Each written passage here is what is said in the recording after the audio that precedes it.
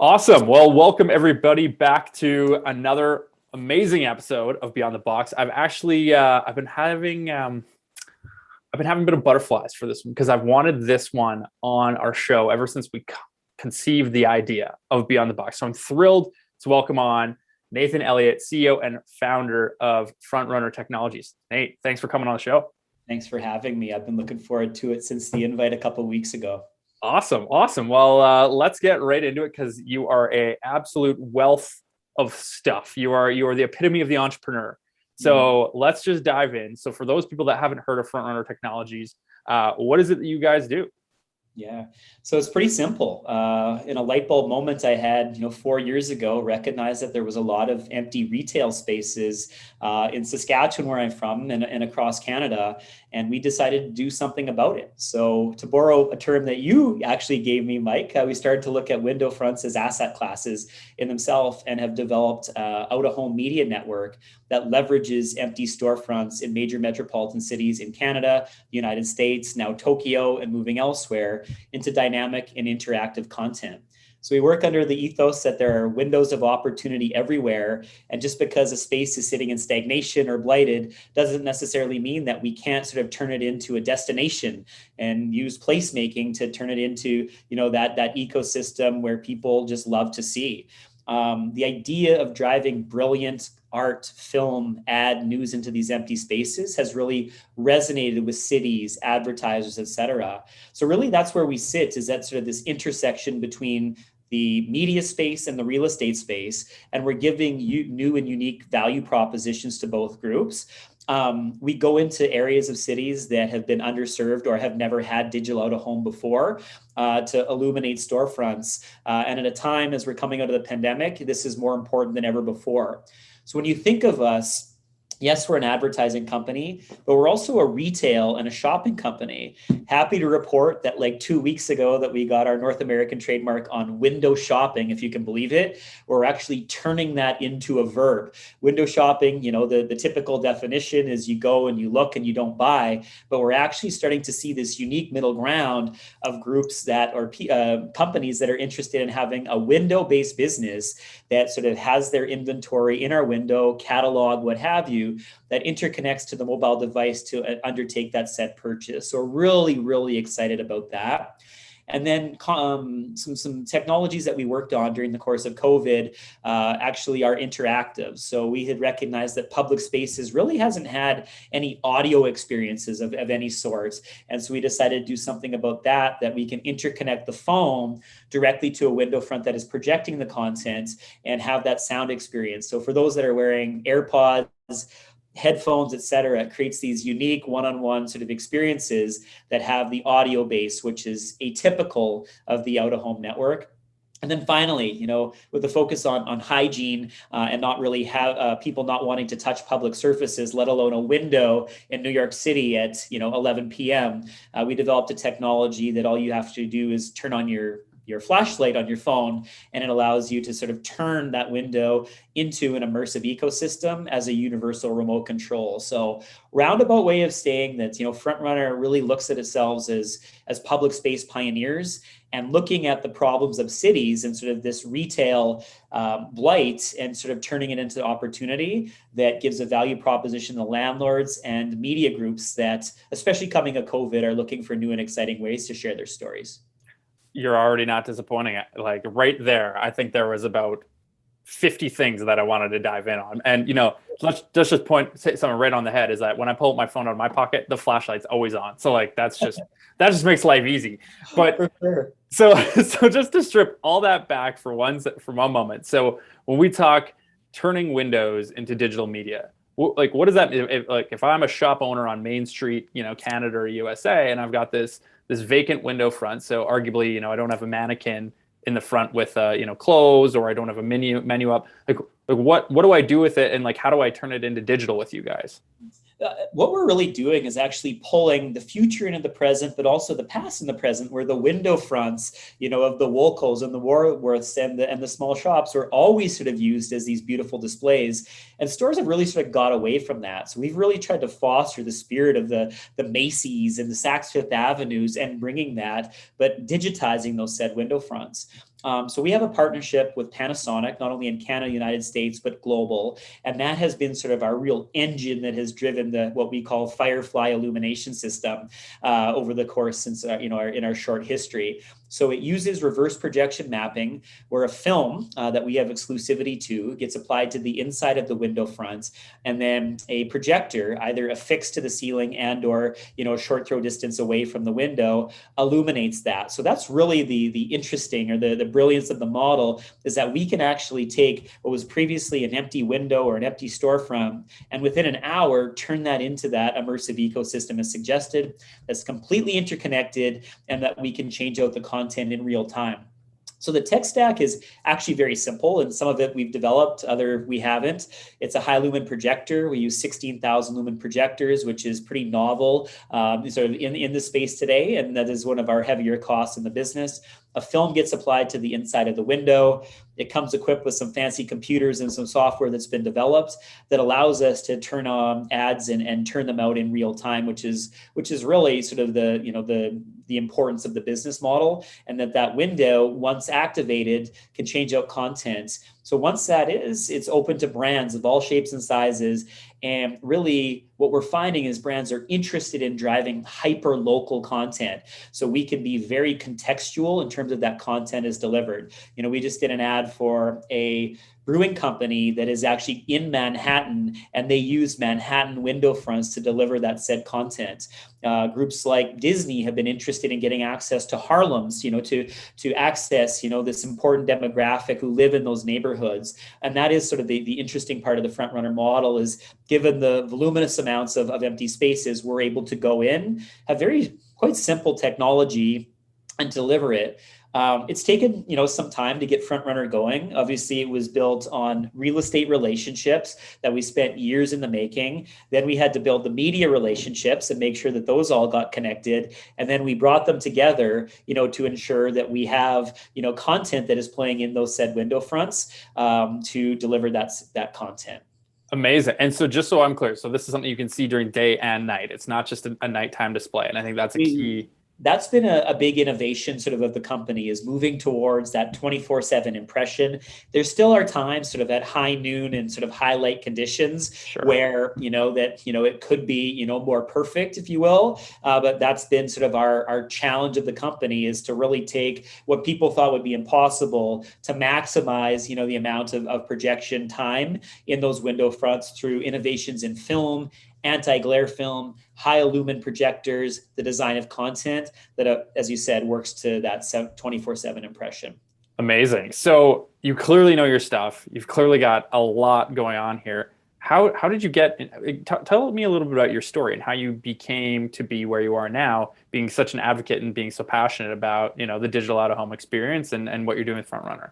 It was a history that really had nothing to do with technology. That's the best advertising. That's the best entrepreneur story. I finished up grad school and had something. The intent was to sort of always get into the oil and gas economy, which I did. I served as a clerk at the Legislative Assembly of Saskatchewan, my home province. I used that as an opportunity to understand the nuances of governments out of the gate. Built Insight West, which quickly sort of grew into a large market research firm, focused on the energy and resource sector. But I kept finding that as I was doing this great work, that I loved the work that my support teams were doing in the web space, in the interactive space, because I was hiring them to do that to Insight West. And I thought, what? I've always loved tech. Why don't I do something about that? So with my business partner back in Regina, we launched Insight Interactive, which was an interactive studio that focused on gaming, websites, VR, AR, interactivity, animation, and so forth, and really sort of built a quick baseline in Saskatchewan, got some leading national clients. So from there, I'm sitting at a traffic light one day in Regina. I look over to my left and I have that literal light bulb moment where I'm looking at an empty retail space that was an Avis and Young space sort of at the time, and thought, what? That's it. We had just come off doing a projection mapping demonstration for a big production out in Vancouver. I thought, well, why don't we apply the projection technology to the window fronts in the intent to creating a scaled solution to address urban blight? And that's where FrontRunner was formed. We're called FrontRunner because we turn window fronts into dynamic content. Secondly, we were the incumbent. The first mover advantage was extremely important, and we always want to maintain that. Thirdly, we're always moving from space to space. So that idea of speed is really sort of at the heart of FrontRunner. And finally, and particularly most importantly, maybe, my favorite movie as a kid was Blade Runner. And what it did is it addressed this, it was this idea of content, in the dystopia that was Los Angeles at the time. So I think it's only fitting that I mentioned that I'm literally looking over Hollywood right now, where the lion's share of the movie was set. So, that's where we came to be and really doubled down. So sort of brought those respective companies into FrontRunner or passed off, some business to some friends that were in the space. And, here we are, sometime later, it has been sort of my intense focus, of building out an international company, recognizing the scalability of FrontRunner, and that it wasn't specific to just Saskatchewan or Toronto, that the world has been over retailed, and that landlords around the globe are looking for new ways, to monetize spaces. And I've literally stolen your sort of commentary that windows are asset classes in their own right. And it's just sort of unique that we've sort of gone about building a scale platform over assets that we don't own. So think of us as sort of the Uberization of advertising, or the Airbnb of advertising, where we leverage these said assets, bring a value proposition, which is really exciting, and deliver that said content. It's really a no-brainer to the real estate community that's tuning in here today, in the fact that we do a revenue share to the landlord and or broker. We give content for free and make that in-house to really sort of hit the new age for lease ad of the 21st century. And then the third part of the value proposition is analytics, that we provide. So understanding the locomotion of the said spaces is really exciting. So we've created this unique sort of business case that if we're doing our job, we're assisting the broker and landlord to get the space leased, given the value proposition, losing the property that we here hold near and dear to our heart. But the intent is that we're ever moving, and that the sighted first sightedness of moving continually into new spaces, much like a Firefly would do, is very, very exciting. So it's this unique value proposition that if we're doing our job, we lose the spaces, but we gain new spaces. And most importantly, gain the relationships of the landlords, and why we are positioned as a prop tech company first and foremost. That I think that's the most effect that we've had in our short history. That's so interesting, because it almost cannibalizes off of the success, and then you have to go from it, right? Which is so interesting. And Keeps and us like on the toes, it keeps us on the run, right? Like it really does, from that perspective, in that, but it's the only way to sort of do it, right? Is that there is that value proposition, and the success of FrontRunner is grounded in healthy brokerage and landlord relationships. So we make sure that our first and foremost lens is that of a great partner to the landlords, and that it works in this pop-up media format, that people pay more attention to content, once, it's new and it's novel. Like, I think my favorite part is that we've been small enough, up until recently, to see the lion's share of the installations go live, whether it's New York City on Fifth Avenue, Toronto, here in Los Angeles, Miami. I love the Instagrammable moments. I love going down 3rd Street Promenade for the release of the Tom and Jerry campaign this past spring, where I saw 3 generations of a family at the window taking it all in. So here, Tom and Jerry obviously goes back decades, and you had a young kid that was pumped for the new movie, his parents that had obviously, coming of age, and also the grandparents where Tom and Jerry really, sort of cut its teeth. So that's really, what excites me about that, and just seeing the appeal of this to a cross section of demographics. And there is something about that, of just eye level interactive content on the streets where people live, work, and play, that I think is really transforming the out of home space, in that this now you see it, now you don't scenario. It's sort of like a Firefly. It was there, and then it was like a flash in the pan, and it was gone. And that really excites me, that every single time we do an installation, it's something new. And we're doing this on behalf of obviously our brand partners, and that's something that they see as well, that the earned media, the fact that the conversations, the Instagram, the social channels that see this sort of stuff pick up, I think is quite novel to the out of home space in particular. I love it. Well, and one of the things that we constantly get put up against is people with the perception that real estate is slow to adopt new technology. Yeah. And so I'm curious from your perspective, with this being, like I'm going to use your words, the Blade Runner technology of the future, right? And yet you're going and you're presenting it to, the largest asset class, and traditionally, or let me say, more, what the perception is it's the commercial industry being the most resistant to change. How has that conversation gone? I mean, you said it's a no-brainer, but I'm curious how really has it gone, and what does that look like? Yeah. The fact that it's a company that just a few short years ago was working out of a garage in Regina, Saskatchewan, got meetings on the high streets of New York City and Los Angeles and was able to get contracts speaks to, I think, the interest and uptake, and that in fact the real estate community are innovators and are looking at the technology increasingly so. So I would suggest that obviously you have to earn your keep. You have to have case studies. You have to show what the success will be, and we sort of earn that over the course of the pre-commercialization of building those relationships up by just showing what for lease activity sign can be done, what the analytics will do. But it's sort of this idea that success fosters success and this rising tide. And then we became a little more familiar sort of in the industry. And now I look at it, alignments with Oxford and Kingset Capital and, Allied in Canada, to the groups like RXR, CIM, SL Green in the United States. Like, these are some of the most significant real estate groups in the world, and giving little old FrontRunner an opportunity speaks to the fact that increasingly landlords are using the lens of technology to understand their spaces more effectively. So you would almost make the argument that if you're not doing this, you're not capitalizing your asset the way that you could be.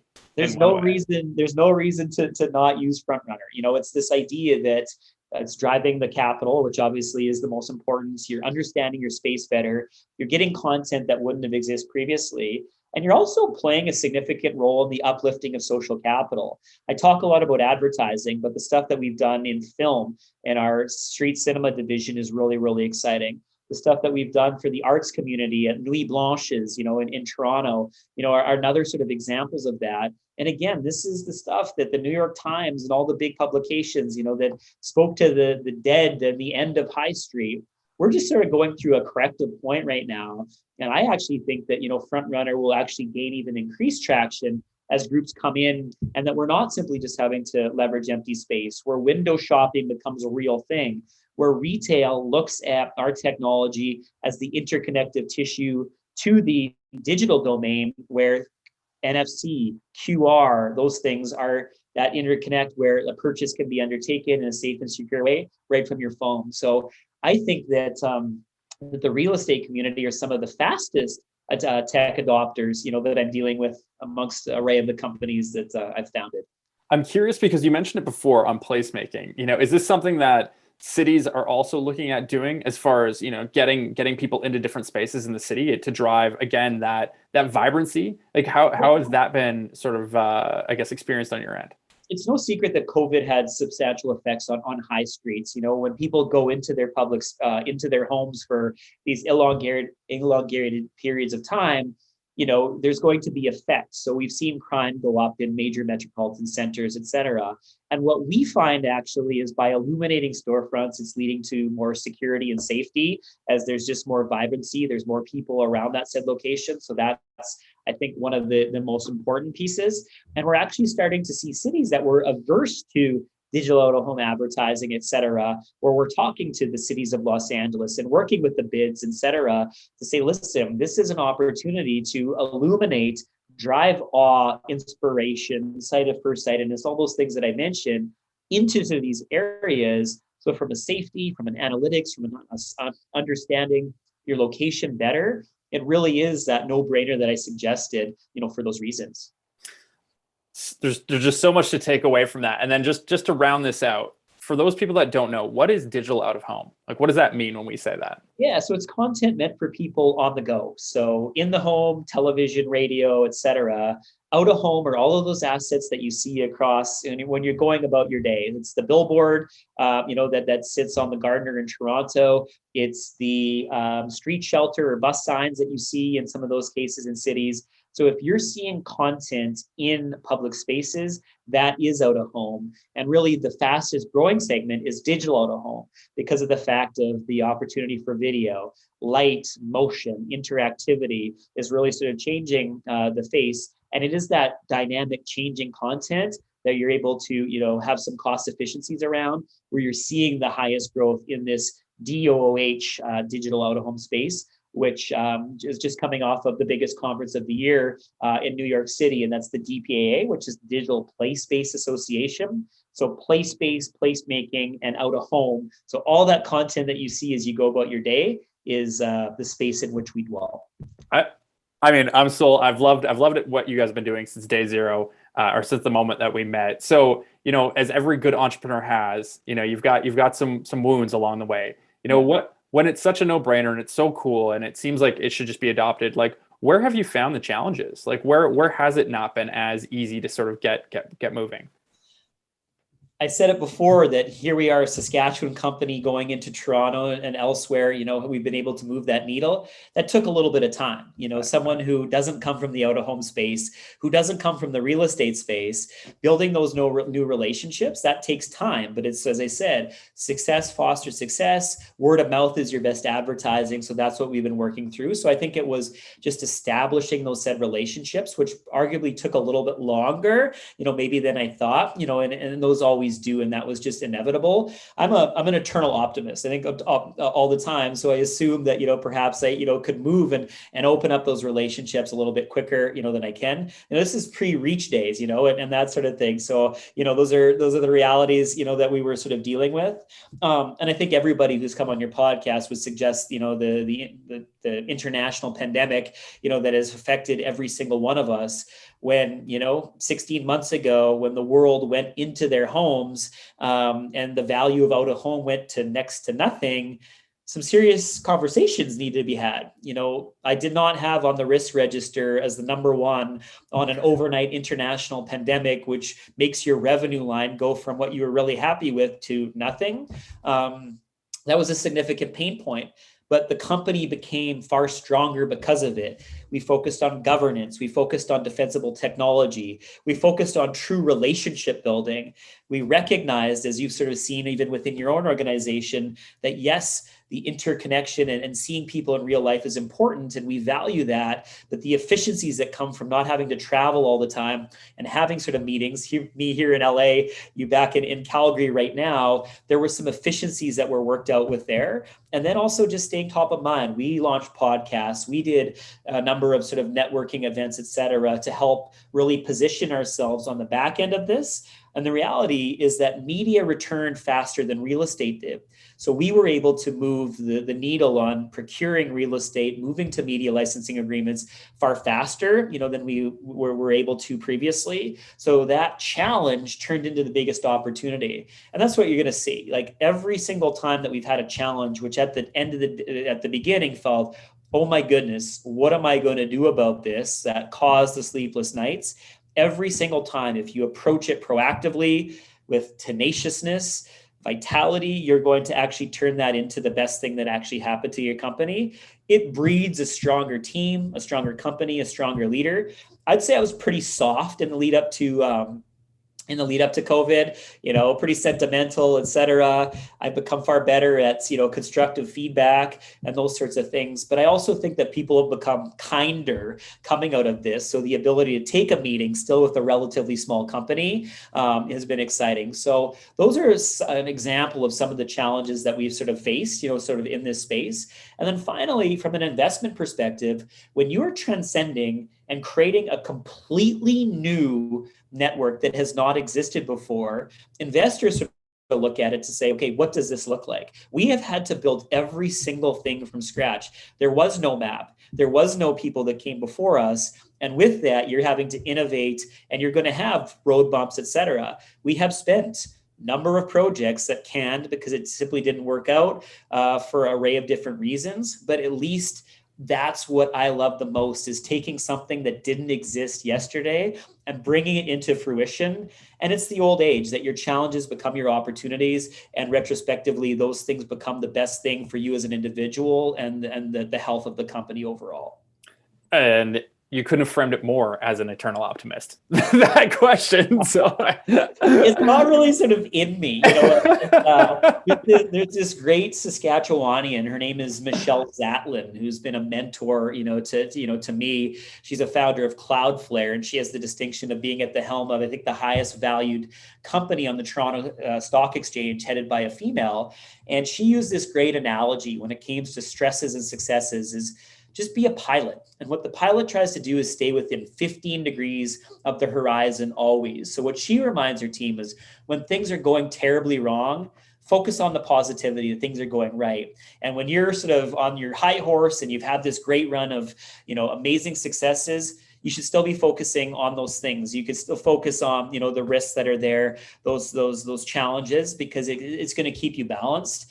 And I just like to, keep a degree of equanimity. And that's that ability of, just in times of tumultuousness, to still maintain a level head. And I think, starting this company is that, when you exist in pre-revenue and you still haven't taken a paycheck, and you go from driving German sports cars and into taking Ubers, et cetera, yes, you're questioning some of that stuff.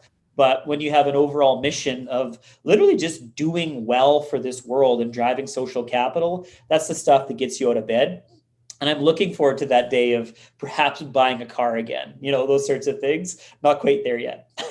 I can feel the passion through the screen. And so, you said it as well, like when we're looking at the horizon, the eternal optimist is my favorite question to ask eternal optimists, because I consider myself one as well. When you're looking at the horizon, and you can wave that magic wand, what does the future look like for FrontRunner?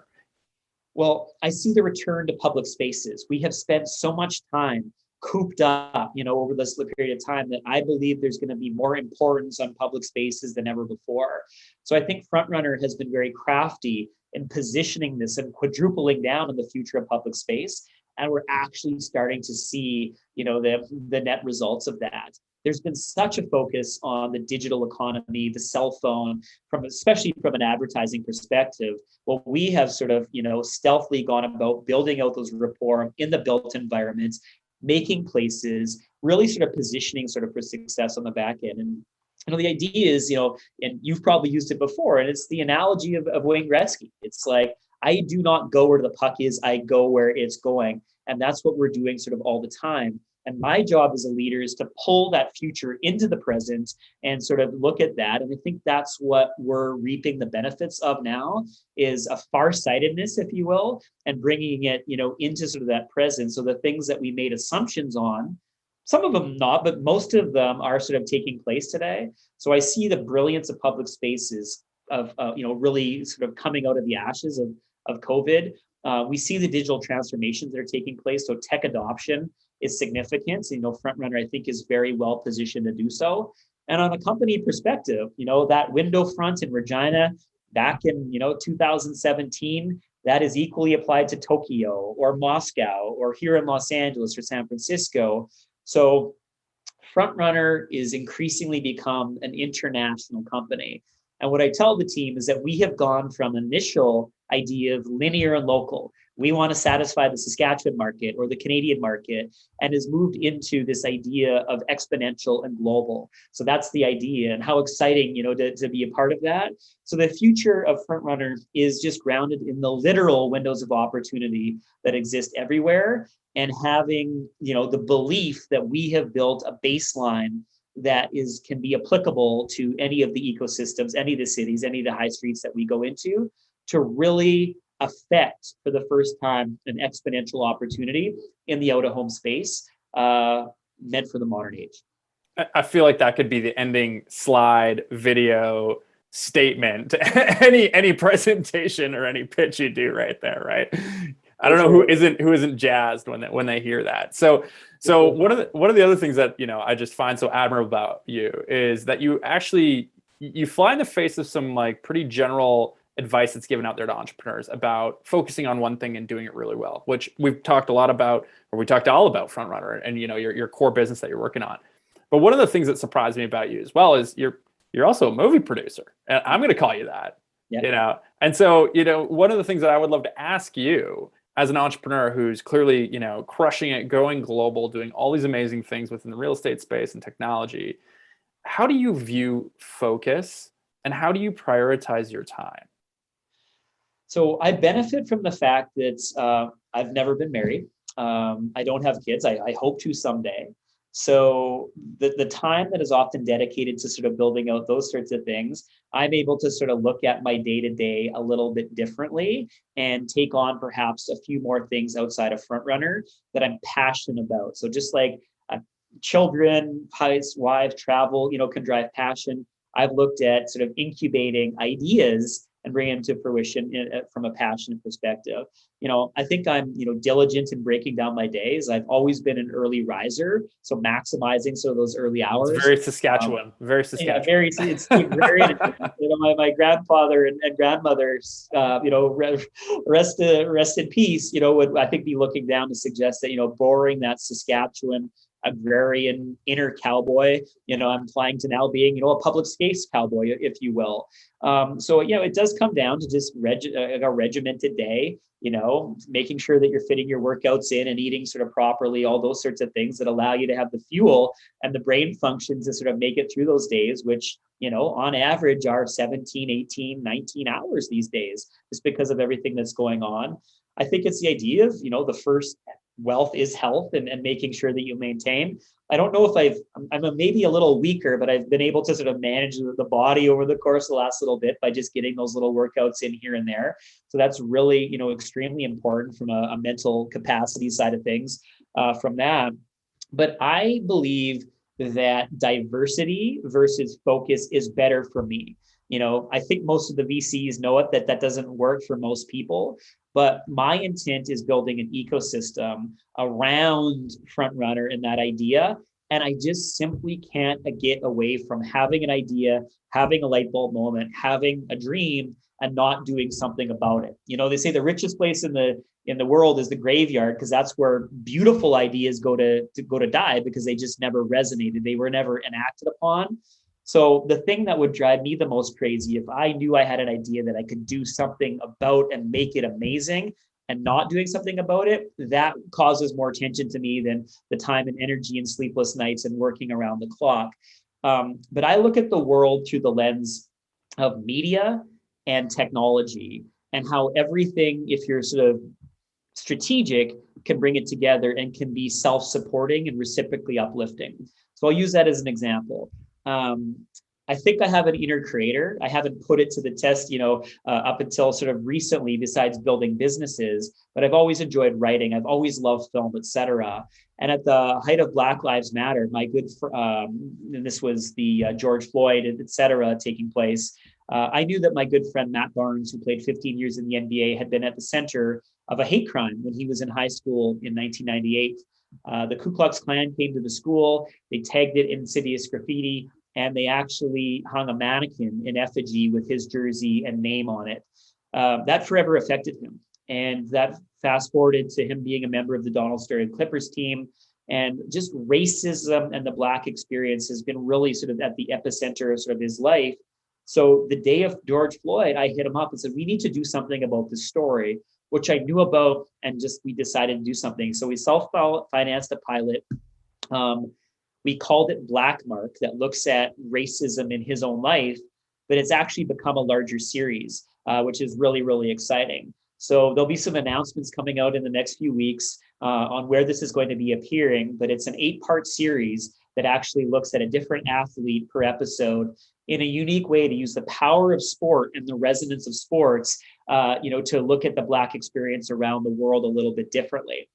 I would have been remiss if we didn't use technology as part of this episode. And we used a game-changing technology that's actually built on the backbone of video games to build almost the entire pilot and eventually the series in its entirety. And that's the Unreal Gaming Engine by Epic Games. One group that's, the Lucas group who did The Mandalorian, and Jon Favreau figured out a way that said, well, why don't we use video game technology to build the backdrops for The Mandalorian? And that's where this technology was really fostered. So having sort of followed that, we decided, well, why don't we do that? So we built our own content, we built our own backgrounds, and we actually, scraped together a digital volume stage. And we were able to use, and one of the first in the entire world, a digital volume to actually get into production.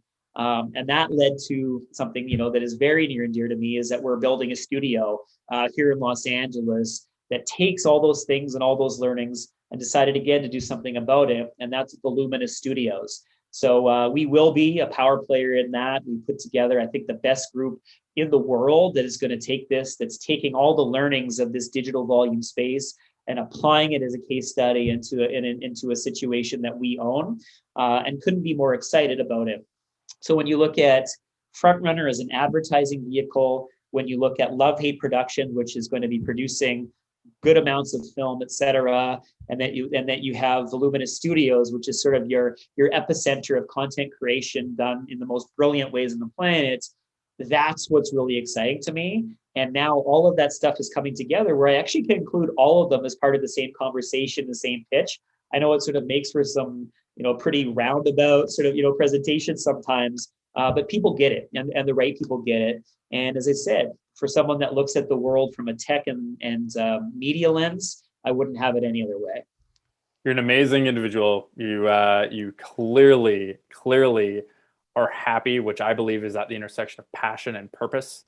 And you've been able to thread the needle between all the things that matter, not only to yourself, but to society, and being able to thread that together. So, kudos to you, Nathan, and, amazing stuff thus far. Want to be cognizant of your time. So for those people that this does resonate with, and the message did, whether it was, brokers, landlords, content creators, people in the film industry, how do people get in touch with you? What's the best way to, join and be invigorated by this energy of one of the several things that you're doing moving forward? For sure. Yeah. So website is obviously a starting point, www.frontrunner-tech.com. There's some information there that can be relayed along to me. If you're interested in learning more, FrontRunner has had a lot of earned media over the last several years, from Women's Wear Daily to Wall Street Journal to Forbes, et cetera. So to take a look at those set pieces, they'll get some background on it. And really just know I'm accessible. I'm probably too accessible. A lot of calls that take place, and some of them go nowhere. But that's what it's about. And know that window fronts from the smallest cities in the United States all the way up to New York's, Los Angeles, Mexico City, quite soon here, are opportunities. And just a phone call away. And that's what really drives us. And, I do think the real estate space is just ever evolving. Technology has become the de facto lens. I'm excited in 90-year-old landlords in New York City that all they've known is their said location on Fifth Avenue for the last 60 years, looking in, inquiring into our technology, to help monetize it, but just understand their space a little bit differently. Our job as a collective, whether it's the prop tech space, the brokerage space, landlord, is to really sort of look at it from that lens of technology. And I do think we're in the midst of a new renaissance on what the future of public space is, and we might as well bring anything and everything that we can that makes sense, for that said owner or broker, to maximize the value. And it is all about value creation. So I know FrontRunner can be a contributing force to that, and look forward to being public space pioneers for a long time to come. I couldn't say it any better. So thank you so much for coming on the show. It's been an absolute privilege. It's been so much fun, and I look forward to seeing what's next, my friend. And thank you for everything you do. It's you've been, as I said multiple times on this segment, a purveyor of information, and that I've taken some of your one-liners and applying them every day. I try to give credit. Take only the good ones. But, only the good ones. So that's what's up. So again, you, Lynette, entire team have done a lot for us. And just very grateful for groups that look out.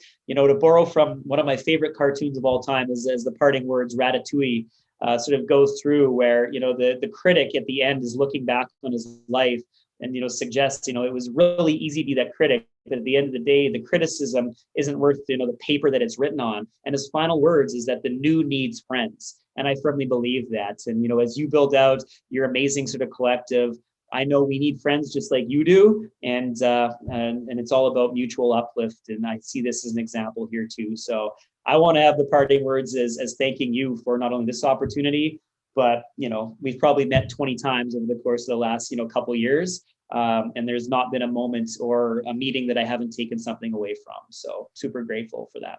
The feeling's mutual, my friend. On that, thanks so much, Nate.